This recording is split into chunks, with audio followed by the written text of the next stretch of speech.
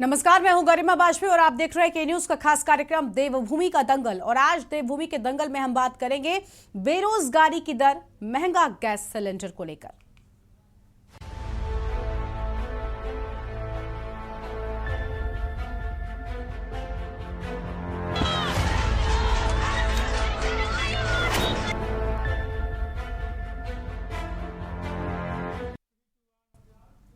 और लगातार जिस तरह से महंगाई की दरें बढ़ती जा रही हैं, ऐसे में आम जनता का जीना मरना दुश्वार हो गया है। आम जन के लिए 2 जून की रोटी जुटा पाना भी काफी मुश्किल हो गया है। इसी बीच उत्तराखंड में बढ़ती बेरोजगारी ने लोगों की चिंता बढ़ा दी है। हालांकि बेरोजगारी राज्य की सबसे बड़ी समस्या रही है, जिसके चलते आज कई गांव पलायन के चलते घोस्ट विलेज में तब्दील हो गए हैं। और पहले गांव में रोजगार न मिलने पर युवा शहर की तरफ रुख करता था, लेकिन अब शहर में भी उसे नौकरी नहीं मिल रही है। शहर में महंगाई के चलते उसे परेशानियों का सामना करना पड़ रहा है। बेरोजगारी के मामले में उत्तराखंड अब उत्तर प्रदेश से भी आगे निकल चुका है।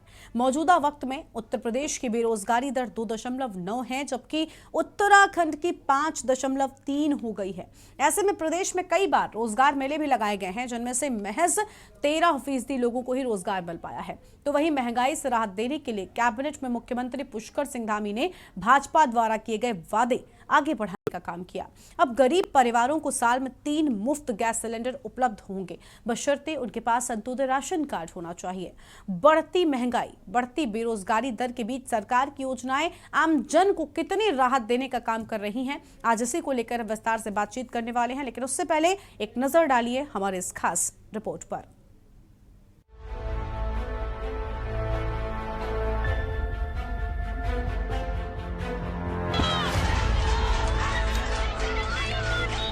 उत्तराखंड समेत पूरे देश भर में महंगाई लगातार बढ़ती जा रही है। वहीं उत्तराखंड में फिर बेरोजगारी ने एक बनाया रिकॉर्ड। शहरी बेरोजगारी के मामले में पहले नंबर पर उत्तराखंड पहुंच गया। देश में सबसे ज्यादा बेरोजगार उत्तराखंड में हैं। इतना ही नहीं, उत्तर प्रदेश से हम बेरोजगारी दर में आगे निकल गए हैं। केंद्र सरकार के राष्ट्रीय सांख्यिकी कार्यालय के एक सर्वेक्षण में यह खुलासा हुआ है। एनएसओ ने आवधिक श्रम बल सर्वेक्षण अक्टूबर 2021 से दिसंबर 2021 में इस बात का खुलासा किया है। रिपोर्ट की माने तो उत्तराखंड में देश में सबसे ज्यादा 15.5% बेरोजगारी है। उत्तराखंड में देखें, अगर यहाँ देखें तो जो मिडिल क्लास लोग हैं वो मोस्टली बाहर ही काम करते हैं।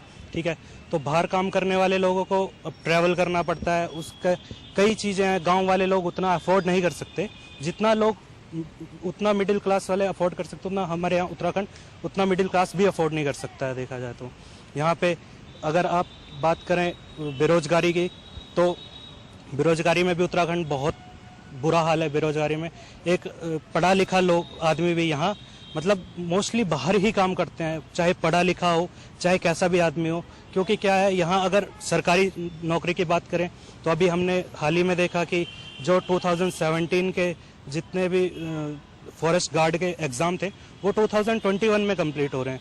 तो जब इलेक्शन आते हैं उससे पहले तो आप बड़े बड़े वादे करते हैं, ये करेंगे वो करेंगे। जैसे इलेक्शन ख़त्म हो जाते हैं, सरकारी नौकरियां ख़त्म हो जाती है, सब चीज़ ख़त्म हो जाती है। कहीं पे रोड बन रही हो तो वो भी काम रुक जाता है। हमारे गाँव में ही एक रोड बनी थी हाल ही में, तो इलेक्शन से पहले वो बनाना स्टार्ट करा था उनने। जैसे ही इलेक्शन ख़त्म हो गए वो रोड का काम आधे में छूटा हुआ है। तो हर चीज़ ऐसी गवर्नमेंट कर रही है। तो अब उसके बाद जब इलेक्शन आते हैं तो वोट मांगने घर पे आते हैं। जैसे इलेक्शन खत्म हुए तो हमें ये नहीं पता चलता हमारा विधायक कौन है, हमारे सीट से जीता कौन है। तो आम आदमी हर चीज़ से परेशान है। महंगाई इतनी पूरा काम पड़ता है, और हम जैसे जो सड़क पे बैठे हमारे लिए तो वैसे ही इतना महंगा है। सब्जी के रेट देखो, हर चीज़ के। जब पेट्रोल महंगा हो गया तो नेचुरली सब्जियाँ महंगी होंगी, सिलेंडर भी। तो गैस क्यों महंगी होगी मुझे तो नहीं पता। ये तो सरकार को चाहिए कि कम से कम राशन सस्ता करे और गैस सिलेंडर तो सस्ते करे, कि जो रसोई की मार है वो आम आदमी पे ना पड़े। और 3 सिलेंडर की बात है। मैं आपको मैडम अभी बताऊं, मैंने ऐसे ऐसी लेडीज देखी हैं 3-3, 4 हजार के सूट पहनती हैं, विडो पेंशन ले रही हैं, वृद्धा पेंशन ले रही हैं, और बीपीएल कार्ड है। हमारा तो राशन कार्ड भी कैंसिल कर दिया। अब माँ बेटी है, राशन कार्ड भी नहीं हमारा। अब क्या करेंगे, महंगाई है, जीना है। जहाँ 10 किलो आटा लगता है वहाँ अब 8 लगाएंगे। पेट ही काट रहे हैं। और सिलेंडर का क्या करें, खाना तो बनाना ही, एक टाइम सब्जी बनाएंगे। हम तो इनके साथ एडजस्ट कर रहे हैं। सरकार भी तो करे ना, जो जरूरतमंदों के लिए तो करे। रसोई पे तो असर है ही, सबसे ज्यादा रसोई पे असर है। और वो एक रोटी पेट भर के नहीं मिलेगी तो क्या करेंगे। वहीं CMIE यानी centre for monitoring Indian economic की हालिया रिपोर्ट के मुताबिक मार्च के महीने में उत्तराखंड की बेरोजगारी दर 3.5% थी, जो अप्रैल में ही 5.3% पर पहुंच गई है। एक ही महीने में इतना उछाल काफी चिंतनीय है। वहीं उत्तर प्रदेश में बेरोजगारी 2.9 है। बेरोजगारी दर में उत्तर प्रदेश से निकला उत्तराखंड। मार्च में 3.5% बेरोजगारी दर अप्रैल में 5.3 तक पहुंची। उत्तर प्रदेश में 2.9% बेरोजगारी की दर। CMIE की रिपोर्ट में हिमाचल में सबसे कम बेरोजगारी दर। को सरकार का काम, जब से भाजपा की सरकार केंद्र में भी और प्रदेश में भी आई है, तो केवल जुमलों पर चल रही है। जुमले कह देंगे तो रोजगार भी मिलेगा। आज आप देखेंगे तो महंगाई दर इतना बुरी हाल में है कि आम आदमी के जीवन यापन करने की बड़ी दुभर व्यवस्था हो गई। आम आदमी कोई भी, चाहे वो पेट्रोल हो, डीजल हो, गैस हो, खाद्य सामग्री हो, खाद्य तेल हो, कोई भी ऐसी सामग्री नहीं है कि जो सस्ती है। आप देखेंगे कि पानी के बिल, बिजली के बिल जो 2016 में उत्तराखंड में थे, उससे आपने 3 गुना बना दिया। सवाल ये है कि ये सरकार क्या लूटने के लिए बनी थी या जनता को राहत देने के लिए? हर सरकार का काम था रोटी, कपड़ा और मकान देना, लेकिन ये सरकार तो केवल अपने विकास के नाम पर गिना रही है बुलडोजर और लाउड स्पीकर उतारना। ये तो इनका विकास है। बेरोजगारी एक बड़ा मुद्दा है और युवा मुख्यमंत्री ने जिस तरह से रोजगार के लिए नए नए अवसर, सरकारी नौकरियों को प्रोवाइड कराने के लिए नई नई जॉब्स का क्रिएशन किया था, उससे साफ जाहिर है कि हम उस दिशा में आगे बढ़ रहे हैं। नए जॉब्स को सर्जित किया जा रहा है और हमने कहा था कि पर्यटन में हम नए जॉब सर्जित करेंगे और उस दिशा में आज हमारे पर्यटन मंत्री विदेश यात्रा पे हैं और अभी आप देख रहे होंगे पीयूष गोयल जी के माध्यम से तमाम समाचार पत्रों में न्यूज छपी है कि अब हम पर्यटन में बहुत बड़ा लाइन खींचने जा रहे हैं, जहां से हमारे युवाओं को रोजगार मिल सके, वो स्वरोजगार के माध्यम से आगे आ सके। हम एडवेंचर स्पोर्ट्स में, टूरिज्म में हम बहुत कुछ करने की हमारे यहाँ पोटेंशियल है और उस दिशा में हम आगे बढ़ रहे हैं। मुझे ये पूर्ण विश्वास है कि आने वाला दशक उत्तराखंड का होगा। उस दिशा के लिए उत्तराखंड ने अपने पर फैला दिए हैं और हमारी उड़ान बहुत जल्द हम अपने पर फैलाकर उड़ने के लिए तैयार हैं। इस तरह विपक्ष भाजपा को घेरने का काम कर रहा है, तो वहीं भाजपा भी रोजगार मेले लगाकर रोजगार देने की बात कर रही है। महंगाई में मुफ्त राशन और मुफ्त सिलेंडर देकर जनता को राहत देने की बात कर रही है। आरोप प्रत्यारोप का माहौल चल रहा है, बहस चल रही है, लेकिन आम जनता की परेशानी कैसे दूर हो, इस पर कोई काम नहीं होता दिख रहा है।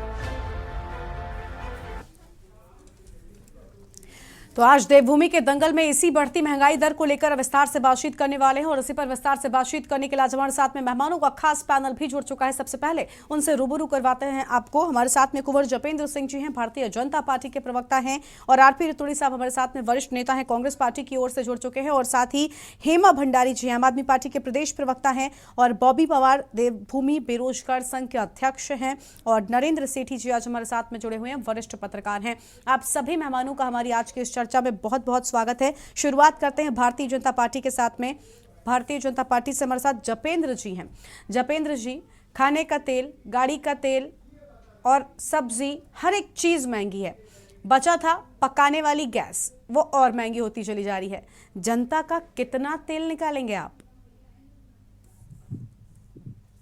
देखिए, जनता निश्चित तौर पे महंगाई की मार पूरा देश ही नहीं, आज ये महंगाई ग्लोबल इशू है, ये आप भी जानते हैं, हम भी जानते हैं। और ये महंगाई सिर्फ पिछले 2 वर्षों में भारत में नहीं बढ़ी है, ये पूरी दुनिया में बढ़ी है, हमारे वेस्टर्न वर्ल्ड में बढ़ी है, हमारे एशियन पैसिफिक में बढ़ी है, और उसके बाद भारत में भी इसका असर आया है। उसके बहुत से कई राजनीतिक सामाजिक कारण हैं, और उन कारणों पे हम कभी बाद में चर्चा कर लेंगे। लेकिन हाँ, ये जरूर है कि सरकार का ध्यान महंगाई को कम करने की ओर है, कि कैसे अपने देश की जनता को, प्रदेशों की जनता को महंगाई से बचाया जाए। और उत्तराखंड भी इससे अछूता नहीं है। राज्य सरकार निरंतर प्रयास कर रही है कि किसी तरह महंगाई के स्तर को नीचे लाने के लिए प्रयास किए जाएं, नए नए रोजगार के साधन खड़े किए जाएं, ताकि बेरोजगारी की दर भी कम हो और कहीं ना कहीं महंगाई की मार से आम आदमी को राहत मिले। तो ये निरंतर प्रयास जारी है। लेकिन जब कब ये से ग्लोबल जपेंद्र जी, कब से प्रयास जारी, मैं ये जानना चाहती हूँ, कब से प्रयास जारी है? देखिए, पिछले 2 वर्षों का जो एक ये पैंडेमिक का दौर गया, उस पैंडेमिक के दौर में धीरे धीरे अगर आप देखें 2020 के बाद से 2020 और 21 में ये महंगाई का ग्राफ जो ऊपर गया, ये केवल हमारे देश में ही नहीं गया, ये ना, पूरे आप गलत पैसिफिक कह रहे हैं जपेंद्र जी। 2020 से 21 के बीच में महंगाई तो बढ़ी नहीं, मुझे लगता है उसके बाद बढ़ना शुरू हुई है।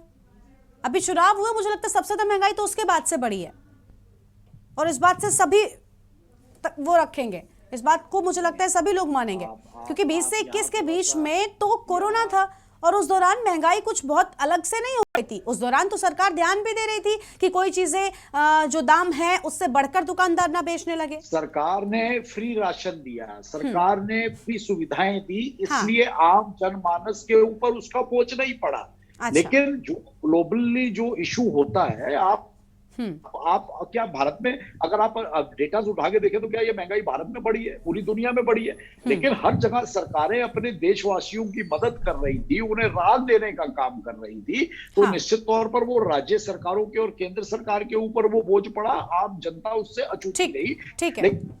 लेकिन जैसे ही हम कोरोना के दौर से बाहर निकले, दोबारा से बाजारों ने, व्यापारियों ने अपने काम शुरू करे, अर्थव्यवस्था पटरी पे आने लगी, तो निश्चित तौर पर जैसे ही सरकार ने मुफ्त राशन और बाकी चीजों की सुविधाओं के बाद आम जनमानस का जनजीवन सामान्य शुरू हुआ, तो निश्चित तौर पर ये महसूस होने लगा। और सरकार की इच्छा है, भरकस प्रयास है कि इस महंगाई की दर को नीचे लाकर प्रदेश की जनता को राहत दी जाए। ठीक है। उस दृष्टि से निरंतर काम हो रहा है, और उसका ठीक है, लेकिन जपेंद्र जी, बड़े दुख की बात यह है कि पहली बात तो मुझे लगता है कि महंगाई अभी सबसे ज्यादा बढ़ी है। चुनाव होने के बाद, नतीजे आने के बाद मुझे लगता है महंगाई की दरें सबसे ज्यादा बढ़ी हैं, क्योंकि चाहे पेट्रोल के दाम हो, पेट्रोल के दाम कब बढ़ना शुरू हुए? 137 दिनों तक लगातार पेट्रोल के दामों में 1 पैसे की वृद्धि नहीं हुई थी जपेंद्र जी, 1 पैसे की वृद्धि, और अचानक से हर दूसरे दिन पेट्रोल के दामों में वृद्धि हो रही थी। इसकी कोई तो वजह होगी, ऐसा तो नहीं कि ग्लोबली एकदम से महंगाई आ गई। भारत में इसका असर ऐसे कैसे पड़ने लगा? खैर, आपसे हम जवाब लेंगे, क्योंकि महंगाई पर ही जवाब आपसे नहीं, बल्कि बेरोजगारी दर, उत्तर प्रदेश जो सबसे बड़ा सूबा है पूरे देश का, उससे भी ज्यादा बेरोजगारी दर है उत्तराखंड का। पहले ही पलायन को लेकर आपको लगातार प्रयास करने चाहिए थे, लेकिन उन पर कोई रोक नहीं लगी, और बेरोजगारी दर में आज आप बिल्कुल परचम लहराते हुए नजर आ रहे हैं। ठीक है, और मेहमान हमारे साथ में रतूड़ी साहब भी हमारे साथ में जुड़े हुए हैं कांग्रेस पार्टी से।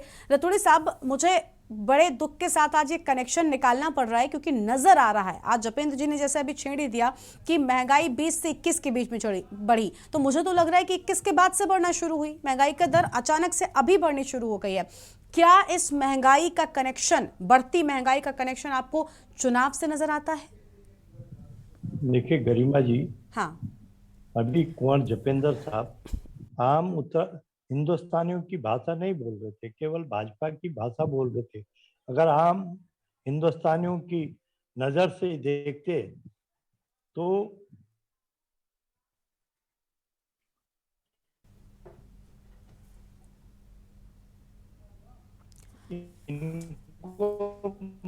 रतूड़ी साहब, आपकी आवाज हम तक ठीक से नहीं पहुंच पा रही है। आपके पास हम वापस लौटेंगे आपसे कनेक्शन ठीक होने पर।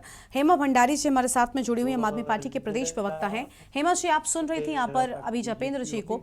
आपको क्या लगता है कि इस बढ़ती महंगाई की असल वजह क्या है? क्योंकि जपेंद्र जी तो कह रहे हैं कि ऐसा नहीं कि सिर्फ भारत में बढ़ गई है, पूरी दुनिया में बढ़ी तो भाई भारत में भी बढ़ गई, लेकिन टाइमिंग पर ध्यान दे दें तो मुझे लगता है बहुत अहम हो जाता है।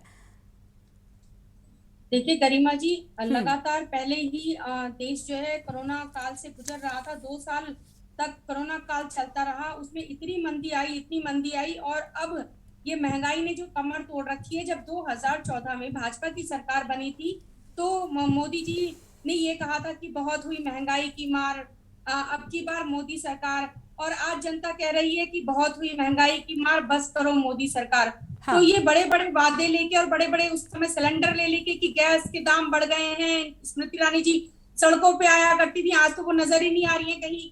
इनके नेता सड़कों पे थे कि उस समय महंगाई को लेकर ही ये सत्ता में आए थे। और उसके बाद क्या हुआ, कहाँ पर इन्होंने, ये आज 2 साल की बात कर रहे हैं, कहाँ पर इन्होंने महंगाई कम करी। आज देखिए तनख्वाह तो किसी की बढ़ाई नहीं गई है, क्योंकि और कटौती, कोरोना के नाम पे जो कटौती भी करनी शुरू हो गई थी। लेकिन आज दूध से लेके सब्जी तक, सीएनजी से लेके रसोई गैस तक, खाने के तेल से लेके गाड़ी में डालने वाले तेल, सभी चीजें, कौन सी चीज है जो आज जो महंगाई से हर एक तबका परेशान है। और जो सरकार है, सरकार के कानों में जू तक नहीं रहेंगी, ये अपने उपचुनाव में व्यस्त हैं। महंगाई चरम, यहाँ ये पूरे देश की जो महंगाई है इसमें क्योंकि मोदी सरकार को तो जो है अब पेरिस बनाना है ना इंडिया को, तो पेरिस कैसे बनेगा? भूख से कुछ लोग मर जाएंगे, जनता कम हो जाएगी, तो पेरिस तो बनेगा ना, तभी तो लोग अमीर होंगे। जब गरीब लोग मरेंगे, कोई भूखा नहीं सोएगा, तो भूखा कोई नहीं सोएगा क्योंकि कोई गरीब ही नहीं होगा यहाँ पर। जिस तरह से महंगाई ने कमर तोड़ रखी है, हर एक तबके की कमर तोड़ रखी है। आप देखिए कि बेरोजगारी चरम पर है, पलायन को ये रोक नहीं सकते, या रोजगार है नहीं। उसके बाद कोरोना काल गुजर रहा था और अब ये महंगाई। तो इस तरह से जो है पूरा देश के जो आम जनता है, पूंजीपतियों को फर्क नहीं पड़ता, लेकिन आम जनता पर इसका असर पड़ रहा है। और कई सुनने में आता है कि आत्महत्या तक लोग कर देते हैं। बच्चों को वो पाल नहीं पाते हैं तो वो आत्महत्या करने पे मजबूर हो जाते हैं। जो मध्यम परिवार के लोग होते हैं उन पर सबसे ज्यादा मार पड़ती है। लेकिन सरकार के कानों में जू नहीं रेंग रही।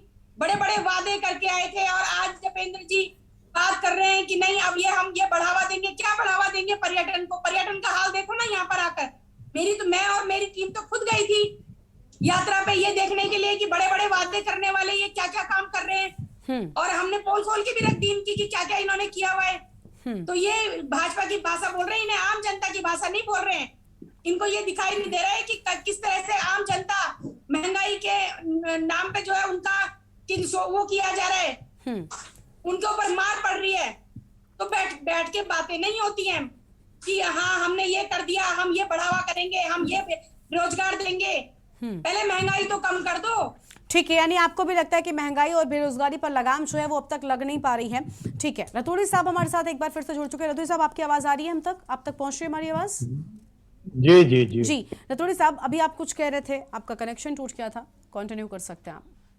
देखिए गरिमा जी, मैं ये कह रहा हूँ कि भारतीय जनता पार्टी को और भारतीय जनता पार्टी के प्रवक्ताओं को न तो आज महंगाई दिख रही, न बेरोजगारी दिख रही। इनको बेरोजगारी और महंगाई दिखती थी 2013 तक।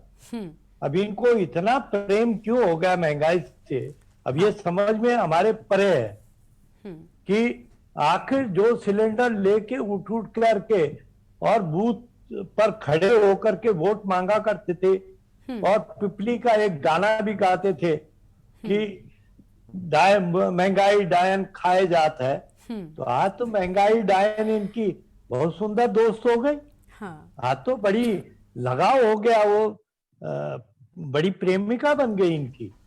तो बड़ा मतलब मैं समझ में नहीं पा रहा हूं कि ये जनता के लिए। देखिए जब केंद्र सरकार आदरणीय मोदी साहब जब प्रधानमंत्री बने थे तो जनता के हित में तो उनके निर्णय नोटबंदी हो, उन्होंने देखा क्या निकला, खोदा पार निकली चुईया। न तो कोई काला धन मिला, केवल लोगों को लाइन में लगा करके 178 आदमियों को मौत के कगार पे पहुंचा दिया। अरे व्यापारियों के लिए आप जीएसटी लाए, लेकिन उसके बाद उनको उनका, क्योंकि ग्रामीण परिवेश को समझ नहीं पाते, ये केवल शहरी व्यवस्था तक ये भारतीय जनता पार्टी थी, इनको ग्रामीण परिवेश और गरीब परिवारों की व्यवस्था समझ में नहीं है। आज इनको ये कह रहे हैं कि हम फ्री राशन दे रहे हैं। अरे फ्री राशन को पकाने के लिए तो 1000 का सिलेंडर कर दिया, 100 रुपए की राशन, 1000 रुपए का पकाने का सिलेंडर कर दिया। अरे क्या मजाक बना दिया भाई। क्यों इस देश को लूटने में लग गए हो? क्यों इस देश को बर्बाद करने में लग गए हो? अरे जनता रहेगी तो लोकतंत्र बचा रहेगा, आपकी सत्ता भी आएगी। पहले जनता को बचाने का फॉर्मूला तो निकालो। और ये पर्यटन की बात कर रहे थे ये मेरे मित्र, इनका एक प्रवक्ता अभी पर्यटन पर कह रहा था कि जो चार धाम यात्रा करते हैं तो अगर उनकी मौत हो जाए तो मोक्ष होता। वाह भाई वाह, कैसे कैसे प्रवक्ता पाल रखे हैं कि मरने के लिए लोग यात्रा करते हैं। मोक्ष की परिभाषा नहीं आती, मोक्ष का अर्थ नहीं आता है, तो कम से कम सीख करके पढ़ के आया करो। ठीक है, हम मोक्ष करते हैं जो हम सनातनी लोग हैं। हम कहते हैं कि गलती से कभी कोई हमसे पाप हुआ हो तो उससे मुक्ति पाते हैं। आती हूँ जपेंद्र जी, आपके पास आती हूँ। ये इनका प्रवक्ता कहता है कि वहां अगर मर गए तो मोक्ष प्राप्त हो गया। अरे भाई क्या बयान है ये। ठीक है, ठीक है, इस पर हम जपेंद्र जी भी कुछ कहना चाह रहे थे, उनकी बात सुनेंगे, लेकिन उससे पहले एक छोटे से ब्रेक के लिए यहाँ पर रुक रहे हैं। कहीं मच जाएगा देवभूमि के दंगल में बढ़ती महंगाई और बढ़ती बेरोजगारी को लेकर आज हम चर्चा करें। छोटा सा ब्रेक, चल लौटेंगे।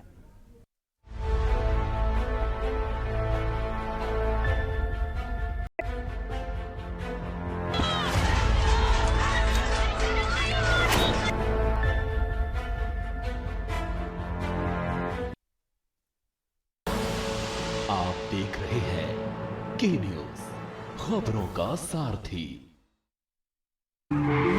देखें कौन नया खिलाड़ी आया है, समझा देते हैं। प्यार से समझाएंगे, धीरे धीरे से, वो भी अपनी जुबान में।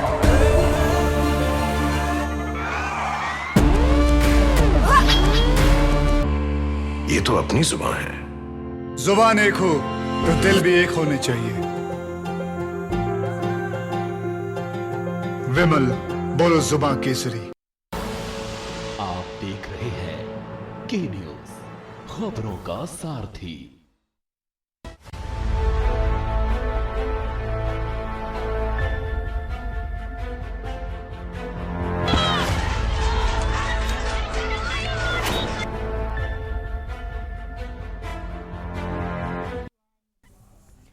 और ब्रेक के बाद देवभूमि के दंगल में आप सभी का स्वागत है। बढ़ती महंगाई और बढ़ती बेरोजगारी को लेकर आज हम विस्तार से बातचीत करने के लिए यहाँ पर आए हुए हैं। हमारे साथ में कई खास मेहमान भी लगातार मौजूद हैं। रतूड़ी साहब ने आज कई अहम बातें कही हैं कि आखिर इस तरह की बातें क्यों करते हैं प्रवक्ता, और पर्यटन की बात करने वाले जपेंद्र जी इस पर कुछ कहना चाह रहे थे, उनके पास चलेंगे, लेकिन उससे पहले हमारे साथ में बॉबी पवार जी हैं, देवभूमि बेरोजगार संघ के अध्यक्ष हैं। बॉबी जी, आपका स्वागत है आज की हमारी चर्चा में।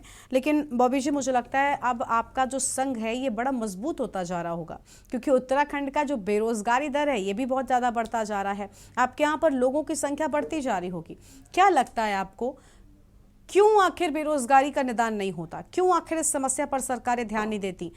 इतना बड़ा प्रदेश भी नहीं है, उत्तर प्रदेश से छोटा है, और उत्तर प्रदेश सबसे बड़ा प्रदेश है देश का, वहां से भी ज्यादा आपका बेरोजगारी दर हो गया है। मुझे लगता है इस पर बहुत गहनता से सरकार को सोचना चाहिए। लेकिन आपको क्या लगता है कि कमी कहां पर रह जा रही है? क्यों आखिर उत्तराखंड के साथ इस तरह से व्यवहार किया जा रहा है? जी मैम, बिल्कुल, बहुत बहुत धन्यवाद आपका, आपने इस अहम मुद्दे को लिया। मैं कहना चाहूंगा कि उत्तराखंड तो उत्तर प्रदेश से इसीलिए अलग किया गया था कि कम से कम यहाँ के युवाओं को रोजगार मिल सके, यहाँ पलायन रुक सके। परंतु वर्तमान सरकार आप देख रहे हैं कि बेरोजगारी की तरफ आंख मूंदे बैठी है। सबसे बड़ी बात यह है कि यहाँ पर परीक्षाओं में अथाह भ्रष्टाचार हो रहा है, जिसकी और कोई संज्ञान नहीं ले रहा है। यहाँ के विधायक, यहाँ के मंत्री, यहाँ के मुख्यमंत्री, और इस और इशारा करता है ये मौन व्रत जो इनका है, इन भ्रष्टाचार की तरफ जो मौन हुए बैठे हैं, इस और इशारा करता है। मैं तो सीधे तौर पर कहता हूं कि यहाँ से आयोग से लेकर और मुख्यमंत्री आवास तक सब लिप्त है इस भर्तियों में, क्योंकि यहाँ से ये करोड़ों कमाते हैं, एक एक सीट की बोली लाखों में लगाते हैं, 15 से 18 लाख की बोली एक एक सीट के लिए लगाते हैं। आप देख सकते हैं कि अभी एक परीक्षा हुई उत्तराखंड में 916 पदों के लिए, और उसमें इतनी बड़ी मात्रा में अनियमितताएं हुई है। बेरोजगार संघ ने और उत्तराखंड के बेरोजगारों ने सिर्फ ये मांग की है कि मुख्यमंत्री जी आप इसकी जांच करिए, आप इसकी निष्पक्ष जांच करिए। इसमें कई ऐसे चयनित अभ्यर्थी हैं जिनका प्रतियोगी परीक्षाओं की तैयारी से कोई मतलब नहीं है। इसमें कई ऐसे चयनित अभ्यर्थी हैं जो वर्तमान सरकार जो उत्तराखंड की भाजपा सरकार है, उनके कई जिले के पदाधिकारी, कई मंडल के पदाधिकारी, कई ऐसे जो चयन पा गए हैं, और वो किस आधार पर चयन पा गए हैं, वो भी टॉप की मेरिट में, उसकी जांच होनी चाहिए। अभी आप एग्जाम्पल के तौर पे हिमाचल में देख लीजिए, हिमाचल में भी संदिग्ध पाया गया पुलिस भर्ती में कि वहां पर कुछ संदिग्ध लोग का सिलेक्शन हुआ है, वहां पर तुरंत जांच बिठाई और तुरंत जांच में सब कुछ निकलकर सामने आ गया। परंतु ये क्या बात हुई कि धामी जी के आवास पर जाके खुद यहाँ कर 10 से 12 जो हमने ज्ञापन सौंपे हैं कि आप इस पर जांच करवाइए, परंतु 1 महीने से ज्यादा का समय हो गया है, अभी तक खुद मुख्यमंत्री जी का कोई स्टेटमेंट नहीं आया है। और ये भाजपा के प्रवक्ता यहाँ पर जो कहते हैं कि आप सबूत लाइए, क्या सबूत जुटाने का ठेका उत्तराखंड के बेरोजगारों ने लिया है? कहाँ है आपकी जांच समितियां? आप उनसे जांच करवाइए ना, सबूत मिल जाएंगे, और ऐसे ऐसे सबूत मिलेंगे कि आपके पैरों तले जमीन खिसक जाएगी। और जांच करने के लिए कोई तैयार ही नहीं है, युवाओं की कोई सुनने को तैयार ही नहीं है, विपक्ष भी आवाज नहीं उठा रहा कि हुआ क्या है। अब इसमें तो कौन कौन शामिल है, क्या क्या शामिल है। यहाँ पर कोर्ट की शरण अगर युवा लेता है, बेरोजगार कोर्ट की शरण में भी जाता है, कम से कम लगभग 100 लोगों ने वहां पर मामला जो अपना दायर किया हुआ है कोर्ट में, परंतु कोर्ट का जो स्टेटमेंट आता है वो आगे इस भर्ती को क्या है, डीबी के लिए कोई रोक नहीं लगाता है। वो कहते हैं तुम डॉक्यूमेंट वेरिफिकेशन करते रहो, ठीक है डॉक्यूमेंट वेरिफिकेशन करते रहो, परंतु कम से कम उस पर भी तो एक नजर डालिए कि अगर जांच का विषय है तो उसमें जांच भी करनी अनिवार्य है। ये क्या हुआ कि बिल्कुल आप कोई मुंह से कोई कुछ बोलेगा नहीं। मुख्यमंत्री के सामने खुद हम गए थे, हमने जब हाथ में लेटर थमाया कि माननीय मुख्यमंत्री जी आप जांच कीजिए, तो मुख्यमंत्री जी का चेहरा उतर गया था। क्या हम इससे यह अंदेशा लगा सकते हैं कि क्या मुख्यमंत्री जी भी लिप्त हैं? हम छाती ठोक के आरोप लगाते हैं और लगाएंगे भी, क्योंकि अभी तक 1 महीने बीतने के बाद भी मुख्यमंत्री जी का कोई स्टेटमेंट नहीं आया है। ठीक है, ठीक है। हाँ, जपेंद्र जी आपके पास आएंगे और सारे जवाब लेंगे। हाँ, युवा मुख्यमंत्री के लिए ट्रेन चलवाया था कि युवा मुख्यमंत्री चाहिए। क्या आप ये नतीजा है उसका कि आज युवाओं की ओर पीठ फेरे बैठे हो? तो मैं कहना चाहूंगा कि सरकार को अभी भी संज्ञान लेना चाहिए, नहीं तो देख लीजिएगा कि क्या हो सकता है, क्योंकि युवाओं में बड़ा आक्रोश है। ठीक है, युवाओं में आक्रोश है, वो साफ नजर भी आ रहा है। देखिए, और सिर्फ मुझे लगता है आक्रोश होना भी चाहिए, क्योंकि बेरोजगारी दर जो है वो लगातार बढ़ती जा रही है। नरेंद्र सेठी साहब हमारे साथ में हैं, वरिष्ठ पत्रकार हैं। सेठी साहब, आपका भी स्वागत आज की हमारी इस चर्चा में। आपने सुना, मुझे लगता है आज का डिबेट का जो मुद्दा है वो देश के सबसे बड़ी समस्याओं में से एक है। महंगाई हो या बेरोजगारी हो, इनसे पूरा देश जूझ रहा है। लेकिन ये आज की रिपोर्ट में सामने आया है कि उत्तराखंड का बेरोजगारी दर उत्तर प्रदेश से भी कहीं ज़्यादा हो गया है। मुझे लगता है बहुत बड़े चिंता की ये बात है। महंगाई लगातार बढ़ती जा रही है। अभी शुरुआत में जपेंद्र जी के साथ मुझे एक चुनावी कनेक्शन नजर आ रहा था। उन्होंने कहा कि 20 और 21 के बीच महंगाई बढ़ी, जबकि मुझे ऐसा लगता है कि अभी चुनावों के नतीजों के ठीक बाद से महंगाई और ज़्यादा तेज़ी के साथ में बढ़ना शुरू हुई है। असल तेज़ी तो महंगाई में अब आई है। चुनावी कनेक्शन पर भी विस्तार से हमको समझाइए, और साथ ही बताइए कि क्यों आखिर इन समस्याओं का निदान सरकारें नहीं कर रही हैं।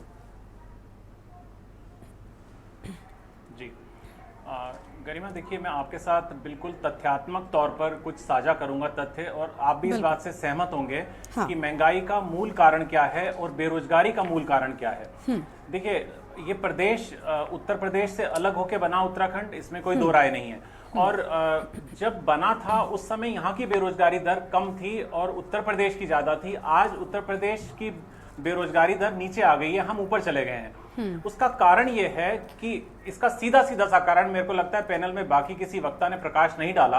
जो राजनीतिक अस्थिरता और ये नेतृत्व परिवर्तन बार बार होते रहे यहाँ पे, तो कभी भी जो स्थायी सरकार नहीं मिल पाई उत्तराखंड को एक ढंग से, जिसको सरकार चलाने की बात कहते हैं, तो ऐसी स्थिति में नौकरशाहों के सामने भी एक सामने समस्या ये आती है कि वो अपनी ऊर्जा किस चीज में, अपने मुखिया के साथ किस चीज में इस्तेमाल करें, नियोजन में इस्तेमाल करें या जोड़ तोड़ की राजनीति में सरकार कैसे बचानी है उसमें इस्तेमाल करें। तो इस वजह से प्रदेश पिछड़ता गया और ये दर 5.3 पहुंच गई, जो कि उत्तर प्रदेश में मात्र 2.9 है। ये बहुत बड़ा कारण है। यहाँ पे 13 मुख्यमंत्री मिल गए जब से 22 साल में राज्य बना। तो आप सोचिए, वहां योगी आदित्यनाथ के साथ ये दिक्कत नहीं है। उनको वो बिल्कुल निर्भीक निष्पक्ष होकर एक अधिकार के साथ अपना शासन चला रहे हैं और उनके नौकरशाह उनको योजना में और नियोजन में पूरी तरीके से मदद कर रहे हैं, उनकी बाजू बन रहे हैं। यहाँ पे अथाह हमारे पास संसाधन हैं, प्राकृतिक स्रोत हैं और जड़ी बूटियां हैं, फल हैं, पर्यटन हैं, धर्माटन हैं, तीर्थाटन है। उसके बावजूद सरकार हमारी जो उसके नियोजन करता है वो कभी भी यहाँ पे स्वरोजगार को प्रोत्साहित करने के लिए युवाओं के लिए आगे नहीं आ पाए। 1 करोड़ 10 लाख का ये जो राज्य है, इस राज्य में कितनी नौकरियां हो जाएंगी? हर कोई सरकारी नौकरी पर आश्रित नहीं रह सकता और उसको स्वरोजगार की तरफ जाना पड़ेगा। और जब स्वरोजगार की तरफ जाने के लिए सरकार की तरफ से कोई प्रोत्साहन नहीं होगा तो फिर पलायन बढ़ेगा। जब पहाड़ में संसाधन पूरे हैं, जल है, वहां पे जड़ी बूटियां हैं, फल हैं और बहुत अच्छे नेचुरल लैंडस्केपिंग है जहां पे टूरिज्म को बढ़ावा दिया जा सकता है, लेकिन जब सरकार की मदद उस ओर नहीं होगी, खाली होम स्टे नाम दे देने से नहीं होगा। होम स्टे के लिए सरकार को युद्ध स्तर पर ऐसा करना चाहिए जिससे कि वहां पे लोगों का आकर्षण बढ़े। जो युवा अपने गांव, माता पिता को छोड़कर गांव से और वो नोएडा, गुड़गांव, दिल्ली में रह रहे हैं, वो लोग वापस आके कहें कि हमारे गांव में सहूलतें मिल रही हैं और हम इस ओर जाकर अपने गांव को एक मॉडल गांव बनाएंगे ताकि वहां पे इंटरनेशनल लेवल का टूरिज्म डेवलप किया जा सके। पलायन के लिए सिर्फ मतलब वहां के संसाधन या आप या कहिए कि वहां की जो जरूरतें हैं वही जिम्मेदार नहीं है, सरकार का बहुत बड़ा रोल है। उनको अगर सरकार का रोल ना होता गरिमा जी, तो आप ये सोचिए कि जो रिवर्स पलायन की जो बात होती है वो क्यों शुरू होती? वो तभी उसकी जरूरत आन पड़ी जब हमें लगा कि पलायन, एक बड़े संख्या में पलायन होना शुरू हो चुका है। और इन सब के लिए सरकार जब तक दृढ़ निश्चयी नहीं होगी तो महंगाई हो चाहे बेरोजगारी हो, दोनों पे लगाम ना तो लगाई जा सकती है ना इस पे काबू पाया जा सकता है, क्योंकि खाका सरकार को देना है बनाकर। सरकार ने देखना है कि हमने अपने बेरोजगारों को किस तरीके से रोजगार में लगाना है। हमारे लिए सकारात्मक पहलू ये है उत्तराखंड में कि हमारा पंजाब वाला हाल नहीं है कि वहां का युवा जैसे नशे में डूबा हुआ है। यहाँ कम से कम उससे बचे हुए हम उत्तराखंड में, और फिर भी अगर हम अपने युवाओं को दिशा नहीं दे पा रहे हैं तो ये सरकार की अकर्मण्यता है और सरकार इसके ऊपर सोचे, विचार करे और सिर्फ बयानबाजी या खाली आश्वासन या होर्डिंग, पोस्टर, बैनर लगा के काम नहीं चलेगा। सरकार को धरातल पे कोई ऐसी योजना लानी पड़ेगी जिससे कि यहाँ का युवा ये महसूस करे कि वाकई ये सरकार हमारी है। ठीक है, यानी युवाओं को कहीं ना कहीं समझाना होगा और उनके मन में विश्वास देखिए, लेकिन तभी आएगा जब आप उनके लिए कुछ असल में धरातल पर कर पाएंगे। बड़ी बड़ी बातें और योजनाओं से कोई उनको फर्क नहीं पड़ने वाला है। जपेंद्र जी बड़ी देर से कुछ कहना चाह रहे थे, तुड़ी साहब ने जब बोला तब भी उनको कुछ कहना था और बॉबी पवार जी जब बोल रहे थे तब भी कुछ कह रहे थे। जी जपेंद्र जी बताइए। जी, हम क्रमवार तीनों हमारे वक्ताओं के सवालों का बिल्कुल जवाब देंगे और उम्मीद करेंगे कि ये संतुष्ट हों उससे। सबसे पहले हम बेरोजगारी से शुरू करते हैं। हमारे बेरोजगार संघ के साथी बैठे हुए हैं और नरेंद्र जी की बात को भी उसमें साथ ही जोड़ते हैं कि देखिए, आज उत्तराखंड के अंदर स्थिर सरकार है और सभी मिथकों को तोड़ते हुए उत्तराखंड की जनता ने धामी जी पर विश्वास जताया है, भारतीय जनता पार्टी की सरकार पर विश्वास जताया है और विशेष रूप से युवाओं का इसमें बहुत बड़ा योगदान रहा। धामी जी युवाओं की पहली पसंद बन के उभरे और इस चीज को सरकार भी जानती है और माननीय मुख्यमंत्री जी स्वयं भी जानते हैं। और जो थोड़ी बहुत हमारे बेरोजगार साथियों का गुस्सा भी जायज है कि वो अपनी जगह ठीक हैं, उनका नाराज होना जायज है अगर आज वो थोड़ा रोजगार से पिछड़ रहे हैं, लेकिन उन्हें ये भरोसा रखना चाहिए कि आपका मुख्यमंत्री ईमानदार है, आपका मुख्यमंत्री निर्भीक है, आपका मुख्यमंत्री आपके लिए कुछ करना चाहता है, आपका मुख्यमंत्री प्रदेश के लिए कुछ करना चाहता है। तो उसी एजेंडे के ऊपर आज सरकार काम कर रही है और प्रदेश के मुखिया काम कर रहे हैं। ठीक है, नाराजगियां अपनी जगह है और नाराजगी होती तभी है जब उस नाराजगी की आवश्यकता हो, लेकिन जहां तक सरकार की ईमानदारी, सरकार की योजनाओं का अमली जामा पहनाने की बात है, आज वहां सरकार निरंतर स्टेप बाय स्टेप आगे बढ़ रही है और उसके नतीजे हमें आने वाले समय में नजर आएंगे। ठीक है, ठीक है। नरेंद्र सेठी जी ने कहा नहीं, सेठी साहब आपकी आवाज नहीं आ रही। हाँ जपेंद्र जी आप बोलेगा, सेठी साहब आपकी आवाज नहीं पहुंच रही है। और बॉबी साहब आपके पास आएंगे, सुन लेते एक बार जपेंद्र जी को। हाँ मैं कह रहा हूँ खाली ईमानदार मुख्यमंत्री होने से घर का चूल्हा नहीं जल जाता। एग्जैक्टली मैं टोकने वाली थी लेकिन जपेंद्र जी कहेंगे बोलने नहीं देते। जी बिल्कुल बिल्कुल। और जपेंद्र जी एक बात मेरी भी जोड़ लीजिए, आपको पूरा वक्त दूंगी, प्लीज ये मत कहिएगा कि आपको बोलने नहीं दिया गया। देखिए आप कह रहे हैं कि हम लगातार कोशिश कर रहे हैं और अब स्थिर सरकार है, आपने शुरुआत ही इसके साथ की, तो स्थिर सरकार है बावजूद इसके ये आंकड़े अभी तो सामने आए हैं, ये अभी की जो हमने आज रिपोर्ट दिखाई अपने दर्शकों को, ये अभी की रिपोर्ट है। तो 5 सालों से तो आप थे ही और अभी फिर आपको 5 साल रहना, फिर कमी कहाँ रह जा रही है? फिर तो गरिमा जी, हाँ गरिमा जी ये 47 की गरिमा जी ये 47 की सरकार को स्थिर सरकार बता रहे हैं जपेंद्र जी, तो 57 वाले में कौन सा एक पाया कम था क्या उनके पलंग में? बिल्कुल वही तो मैं कह रही हूँ ना कि इसके पहले भी आप थे। आप मीडिया वाले मिलके आप खुद ही कह रहे हो कि अभी तक स्थिरता नहीं आई, मुख्यमंत्री बदलते रहे।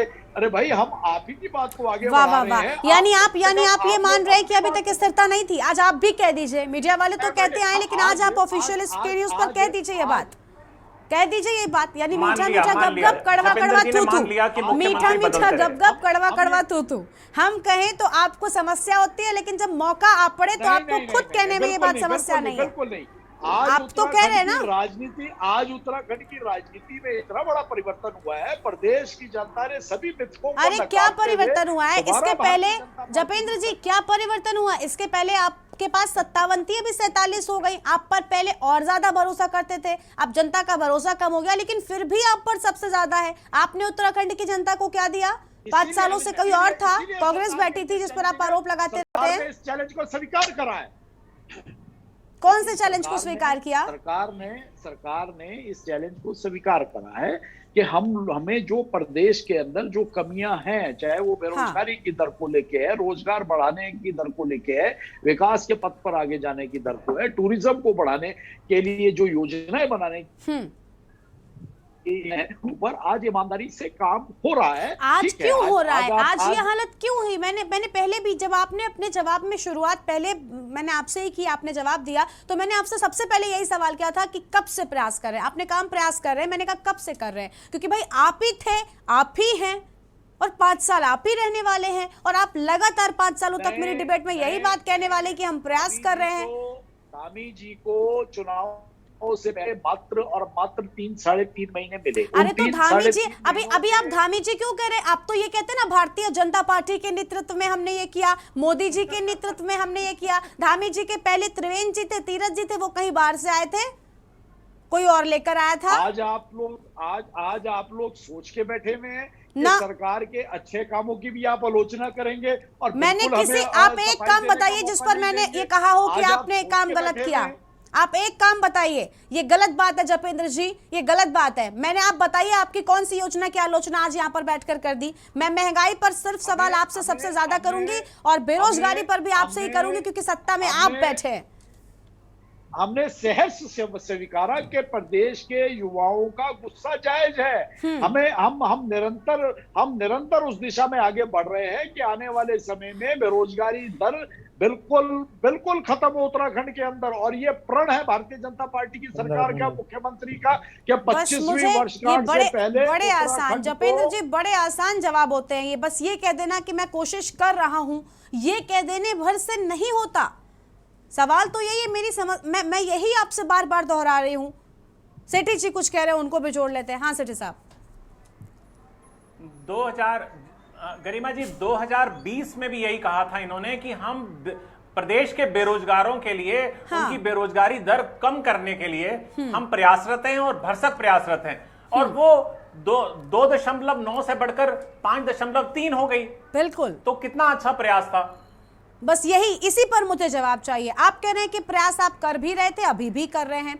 भाई कर भी रहे थे तो फिर ये कैसे हो गया, इस पर जवाब दीजिए ना आप। ये आंकड़े जो बढ़ गए, ये कैसे बढ़ गए अगर आप कर रहे थे तो? देखिए अब अब बीच में हमारा निवेदन है कि ठीक है, आपकी बात मान लेती हूँ, नहीं बोलूंगी, नहीं टोकूंगी आपको, आप बोलिए, लेकिन इसका ही जवाब दीजिएगा, कहीं और मत जाइएगा। हाँ। नहीं, तो इसी का जवाब देंगे। जो हमारी नेक्स्ट 100 डेज की सरकार की योजना है, तो ये सरकार इसी योजना पहले सरकार के लिए रोजगार सर्जन करना सबसे बड़ा एजेंडा है और सबसे महत्वपूर्ण बिंदु है।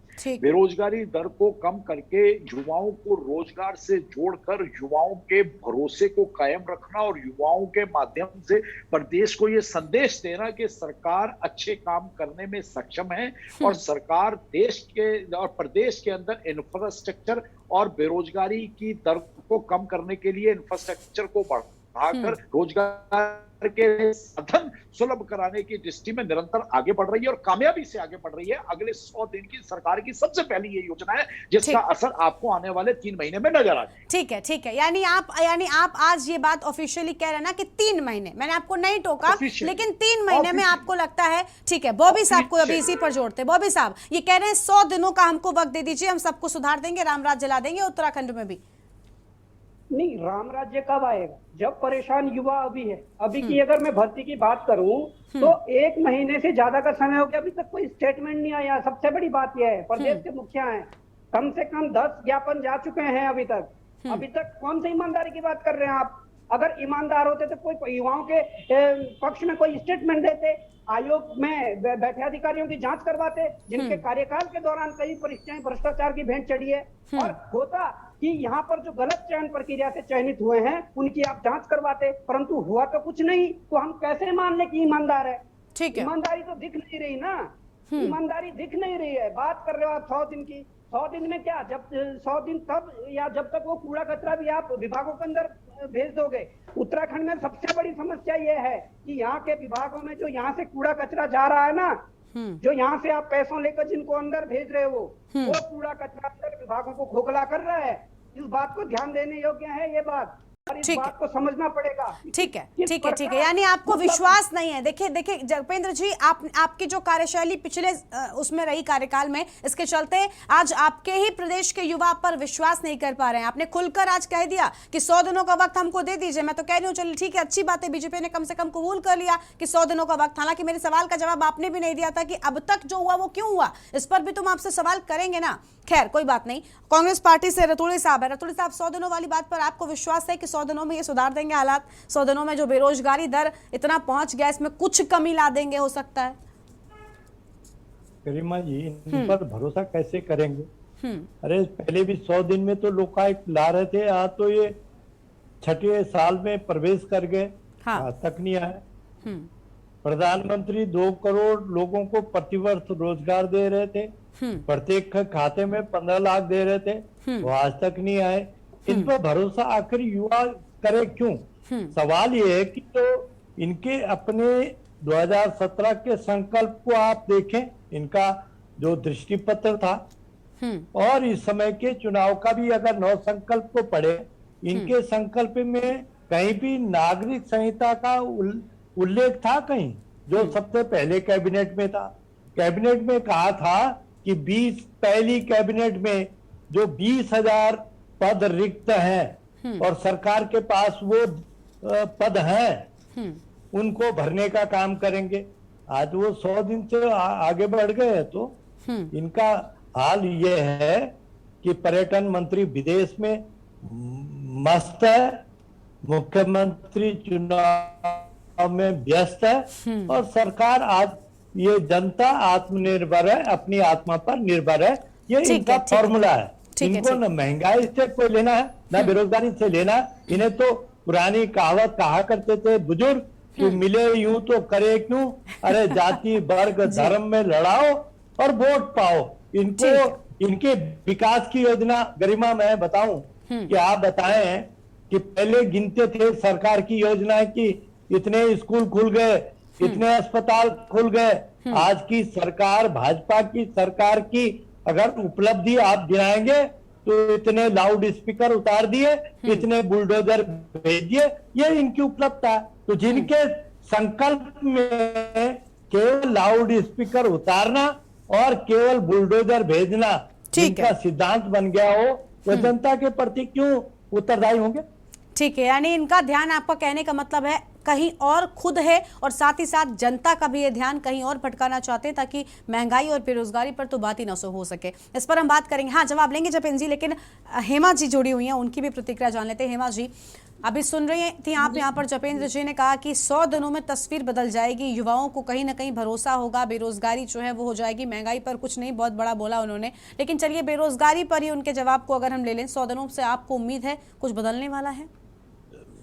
लगातार 2014 से इनकी सरकार है और लगातार क्या बदल रहा है? अब तो इनकी 10 साल सरकार है, रह चुकी है, और इनकी सरकार के रहते इन्होंने क्या बदला? इनकी उपलब्धियां ये गिनवा नहीं सकते हैं। और बड़ी विडंबना है इस देश की कि मोदी जी मन की बात तो सुनते हैं पर जन की बात नहीं सुनते। जिस दिन मोदी जी जन की बात सुनना शुरू कर देंगे ना, उस दिन कुछ सुधार आ सकता है। और जब 2014 में चुनाव के समय जब मोदी जी ने कहा था कि महंगाई पर माँ, तो आज बड़ी हैरानी होती है कि आज मोदी जी माँ नहीं बोल रहे हैं और उनके प्रवक्ता भी महंगाई पर माँ नहीं बोल रहे हैं।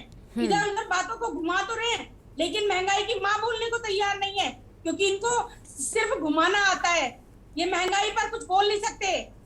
इनको दिखाई नहीं दे रहा है कि महंगाई पर जन की, अरे मन की बात तो बाद में सुना देना, तालियां बाद में बजवा देना, पहले जनता की बात सुनिए कि जनता त्रस्त हो रखी है। सिर्फ चुनाव में चुनावी जुमले करने से काम नहीं चलता है, करना भी पड़ता है, लेकिन इनका काम क्या है? सिर्फ चुनावी जुमले करना।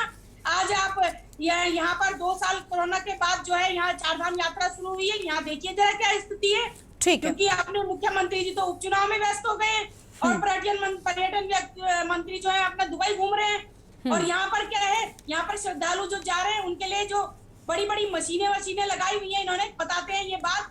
हमारी टीम, मैं खुद टीम के साथ गई थी केदारनाथ धाम की यात्रा में। एक एक चीज मैंने वहां पर नोट करी और एक एक चीज मैंने मीडिया को बताई है कि किस तरह से वहां पर ना तो डॉक्टर है, घोड़े मर रहे हैं रास्ते में, तो वहां डॉक्टर नहीं पहुंचते हैं, कोई शौचालयों की कोई व्यवस्था नहीं है, कोई महिला जाती, खुले में शौच हो रहा है। वैसे कहते हैं खुले में शौच नहीं होगा, जुर्माना लग जाएगा, लेकिन वहाँ खुले में शौच हो रहा है। ठीक है, यानी व्यवस्थाएं ठीक नहीं है। ठीक है, चार धाम पर हम बात आज नहीं कर रहे हैं हेमा जी, लेकिन यानी आपको लगता है कि व्यवस्थाएं कहीं भी ये ठीक इनकी ओर से जो है वो नहीं की गई है। ठीक है हेमा जी, हमारे साथ में नरेंद्र सेठी जी हैं। सेठी साहब, आपने सुना, आज मुझे लगता है जपेंद्र जी ने जोश जोश में बड़ी बातें कह दी। एक तो 100 दिनों वाली बात उनकी ओर से कही गई कि 100 दिनों में तस्वीर बदल देंगे। दूसरा, वो कह रहे हैं कि मीडिया तो खुद कह रहा है कि अस्थिर सरकार थी, अब हम स्थिरता लाएंगे।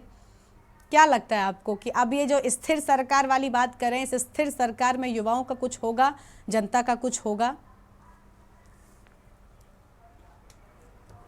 100 दिनों के अंदर गरिमा जी, अगर जैसे जपेंद्र जी ने वायदा किया है, तो अगर ये पूरा नहीं होता तो जपेंद्र जी का बेरोजगारों को घेराव भी करना चाहिए और प्रदर्शन करना चाहिए इनके खिलाफ, क्योंकि अगर इतना बड़ा वायदा कर रहे हैं ये, तो उस वायदे पे खरा उतरना चाहिए। ये सरकार के नुमाइंदे हैं, ये सिर्फ प्रवक्ता नहीं है, यहाँ पे अपनी बात पहुंचाएंगे सरकार तक, बेरोजगारों का दर्द पहुंचाएंगे, तो उन तक पहुंचना चाहिए। बिल्कुल।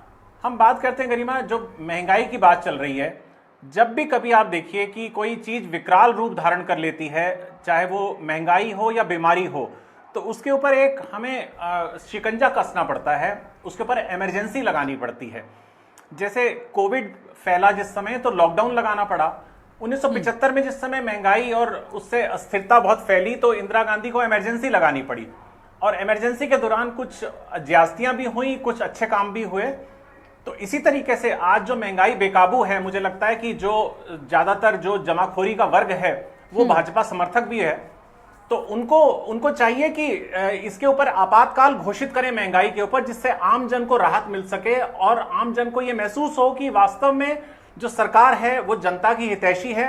और छोटी से छोटी चीज, आलू प्याज गैस सिलेंडर और इनके दामों को लेकर, दालों के दामों को लेकर, सब्जियों के दामों को लेकर वो चिंतित है। और वो ये इस बात को लेकर चिंतित है कि एक अपना सर्वेक्षण कराए कि एक आम व्यक्ति कैसे जीवन यापन कर रहा है। अगर उसको लगता है कि सही ढंग से जीवन यापन नहीं हो रहा है तो उसके सेठी साहब, मैं एक चीज आपसे और जानना चाहती हूँ कि जो आप अभी कह रहे हैं ना कि दिखाना होगा, सेठी साहब ये दिखाना होगा कि हम चिंतित हैं, असल में सरकार चिंतित है भी, ये भी मुझे लगता है कि बहुत बड़ी बात है। सरकार को फर्क पड़ता है महंगाई से, क्योंकि इलेक्शन तो हो गए, इलेक्शन तक क्यों नहीं बढ़ा पेट्रोल। मैं बार बार ये सवाल करती हूँ कि भाई 137 दिन क्यों नहीं बढ़ते हैं, क्या असर नहीं होता है? उसी 37 दिनों के पहले ही तो हम देख रहे थे लगातार, चाहे यूक्रेन हो, ये सारे मुद्दे भी चल रहे थे, तब तो इनका हवाला देकर नहीं पेट्रोल के दाम बढ़ गए। और जैसे ही इलेक्शन होता है तो ये कनेक्शन क्यों नहीं जोड़ा जाएगा? हम तो इस कनेक्शन को भी निकालेंगे ना, हम तो सवाल करेंगे। तो वाकई में चिंता है। आपने जो सवाल किया गरिमा, वो सवाल ऐसा है कि उसका वास्तव में इस समय वर्तमान में जो एक दिग्गज अर्थशास्त्री है यहाँ के, वो भी जवाब देने में अक्षम है, क्योंकि समझ से बाहर है।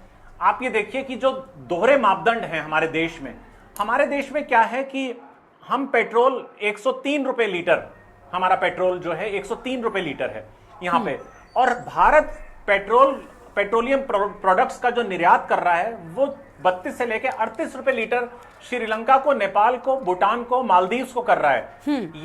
ये मेरे कहे आंकड़े नहीं है, ये एक मिस्टर सब्बरवाल है, रोहित सब्बरवाल, उन्होंने आरटीआई में जानकारी मांगी और उस जानकारी के तहत भारत सरकार के पेट्रोलियम विभाग ने ये जानकारी दी है। तो इससे पुख्ता जानकारी और क्या हो सकती है? आप दूसरे देशों को पेट्रोल 1/3 दामों पर बेच रहे हैं और अपने देश में, यानी कि आपकी पेट्रोल कंपनियों के साथ सांठगांठ है सीधे तौर पर। जो धन आपको बैकडोर से वापस मिलता है और जिस धन का आप अपने निजी स्वार्थ के लिए इस्तेमाल करते हैं। तो मेरा यह मानना है, अगर सरकार की इच्छा शक्ति है कि वास्तव में उसने इस देश से गरीबी दूर करनी है, तो उसको इस चीज के ऊपर सोचना चाहिए।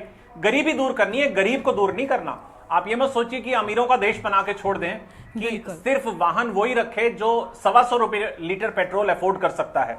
वाहन वो भी रखे जिसको आप 50 रुपए लीटर पेट्रोल, 60 रुपए लीटर पेट्रोल दिला सकते हैं। और आज इतनी समर्थवान है सरकार, लेकिन अगर सरकार नहीं कर रही तो इसके पीछे सरकार की मंशा स्पष्ट नहीं है। हम नकल करते हैं यहाँ पे, जैसे चुनाव हुए तो इन्होंने अपनी इसमें कहा घोषणाओं में कि हम 3 सिलेंडर मुफ्त देंगे। आप नकल कर रहे हैं आम आदमी पार्टी की, और एक तरफ आम आदमी पार्टी को आप कोसते हैं, दोष देते हैं। बिल्कुल, और फ्री के नाम पर ये कोसते भी रहे हैं, अनुसरण करते हैं। बिल्कुल। यानी अब इनको भी एहसास जो है ना सेठी साहब, इनको भी कहीं ना कहीं वो फ्री वाला फंडा समझ में आ गया, क्योंकि चाहे माने या ना माने, लाभार्थी वर्ग ने इनका 22 में खूब साथ दिया ना, इसी के चलते तो अभी फ्री वाला फंडा पकड़ चुके हैं और आम आदमी पार्टी को घेर नहीं पा रहे हैं अब, लेकिन खुद गिरते चले जा रहे हैं। जपेन जी, हम यही चाहते हैं कि आज आपने जो बात कही है ये बिल्कुल सच हो जाए। 100 दिनों में आप अपने प्रदेश के युवाओं को संतुष्ट कर सकें, क्योंकि ना तो हम चाहते हैं कि आप इन पार्टियों के प्रवक्ताओं को संतुष्ट करें, हम सिर्फ चाहते हैं कि आप उत्तराखंड की जनता को संतुष्ट कर सके, जो बेरोजगारी और महंगाई की मार झेल रही है लगातार और परेशान नजर आ रही है। और 100 दिनों के बाद मैं फिर से एक बार आपके साथ डिबेट करूंगी और चाहती हूं कि उस दिन आप पूरे गर्व के साथ ये बात कह सके कि उत्तराखंड में जो बेरोजगारी दर है वो कम हो रही है, युवाओं को रोजगार जो है वो आप दिला पा रहे हैं। आप सभी का बहुत बहुत शुक्रिया आज की हमारी इस चर्चा में शामिल होने के लिए और अपनी बात रखने के लिए। तो कैसे होगा समस्या का समाधान, आज इसी को लेकर हम विस्तार से बातचीत कर रहे थे देवभूमि के दंगल में, क्योंकि उत्तराखंड का बेरोजगारी दर अब देश के सबसे बड़े सूबे उत्तर प्रदेश से भी ज्यादा हो गया है, जो बेहद चिंता का विषय है। देवभूमि के दंगल में आज बस इतना ही। आप देखते रहिए के न्यूज़ इंडिया। नमस्कार।